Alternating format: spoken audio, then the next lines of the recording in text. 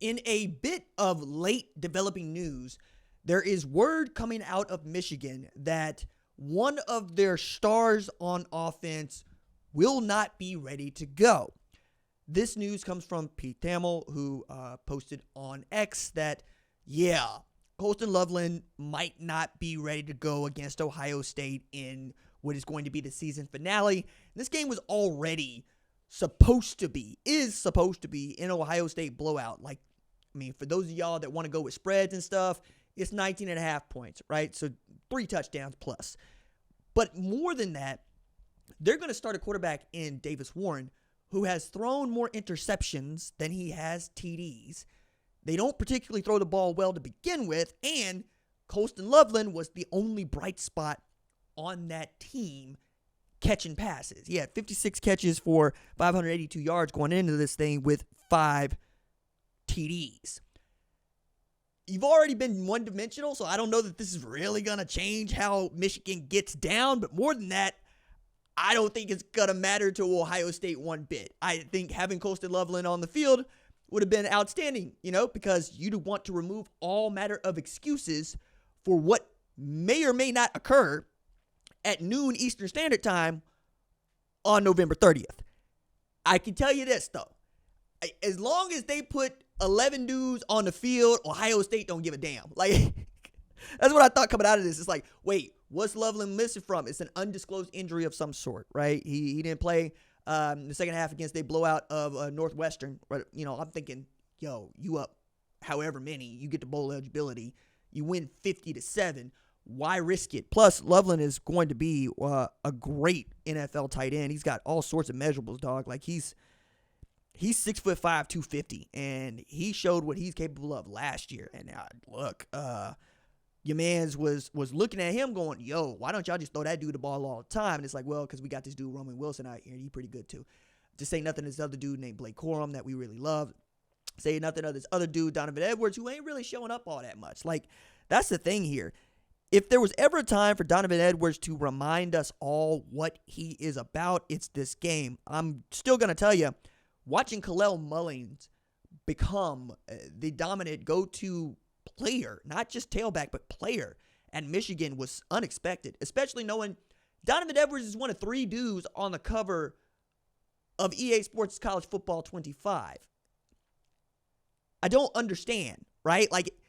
Travis Hunter's going to win the Heisman Trophy or we riot. I know that there's some of y'all that's still riding with Ashton Jeanty, and I'm going, okay, but no.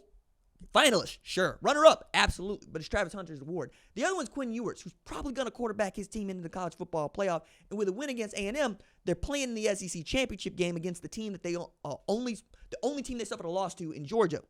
And we expect both of those teams would probably get into the college football playoff. And then you got Michigan, who, after winning the national championship, has to get to bowl eligibility to feel good about itself. And at best can win 8 games. At best this year. And that is, of course, if they get past this Ohio State team, for which I don't feel like I'm going out on a limb here and saying they won't. It's different at Columbus on Saturday because it's not just that you are overmatched from a roster standpoint, that they got this certified freak monster out there in Jeremiah Smith on one side, Emeka Egbuka. We can keep going through it. You know what time it is, right? Caleb Downs, Thorpe Award finalist. You know what time it is. It's that they have taken some embarrassing losses the last 3 years to this Michigan team that has been, not as talented as these Ohio State teams for one reason or another. And this year, while it felt like Ohio State was building toward the national championship, I had said this from the jump. When you go into the portal and you bring out Quinshon Judkins and you bring out Caleb Downs and you bring out Will Howard and you are able to sign Jeremiah Smith and you are able to return Jack Sawyer, JT Tuimoloau, Emeka Egbuka, my good Cody Simon, Latham Ransom, Denzel Burke. I know what you're thinking, but Denzel Burke. You got to understand, they're built to win this game. This game.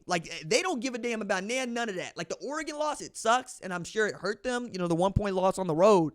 But it was always something that they could bounce back from. And frankly, it's been really good for them retooling that defense that was a little bit basic to one that is the best scoring defense in the country. So not only have you become this program that has built around its defense and run the football, you can throw the ball all over the yard if you want to, and Will Howard is nimble enough to outrun people that are chasing him, and you can present yourself as a threat to win the national championship, and it wouldn't surprise anybody to find out that the Oregon-Ohio State game is the Big Ten championship game and could be the national championship game. It just wouldn't surprise any of us to find out that that is true.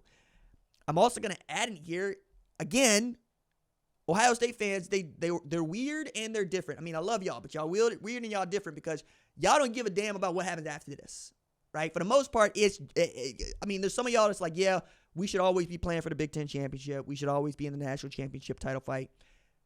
But this game, even as, it's gone back and forth over the years, like this game has been one of streaks. And I can point to what's going to take. Like the team that's won the turnover battle in this game, 8 out of the last 9 years, won this game. Don't turn the ball over, right? Don't hand the ball to other people.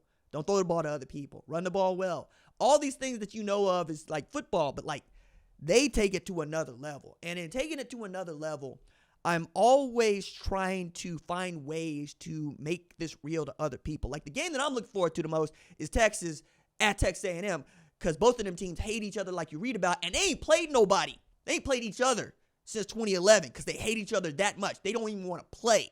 And the SEC was like, nah, y'all doing this. Y'all are absolutely doing this because we want to watch this. When Michigan pulled out of the game in 2020, everybody's feelings were hurt, right? Because this game has to be played. It has to be. A&M Texas? No, it don't. If we never played them again, it would make us fine. And we'd be fine with it. Both them programs said that. We hate them that much. Same thing with Oklahoma State. Oklahoma State probably pretty excited that OU's not on their schedule this year, as they have gone winless in Big 12 competition for the first time ever and winless in conference play for the first time since 1994. All that to say, I don't know what it's going to take to move Mike Gundy off the seat up there because I don't think that's going to be enough. Meanwhile, at Ohio State, let Ryan Day lose this game. He loses this game, all of y'all going to be out there going, why is he still the head coach? Yo, Ross, you should have been fired him before he got off the football field, lose this game to Michigan. Because we gave him all this money to go get these players. We gave him all this money to go get this coaching staff. And we are tired of watching that team in Ann Arbor come down here, or we go up there just to get our booty beat. No. They're not going to put up with it.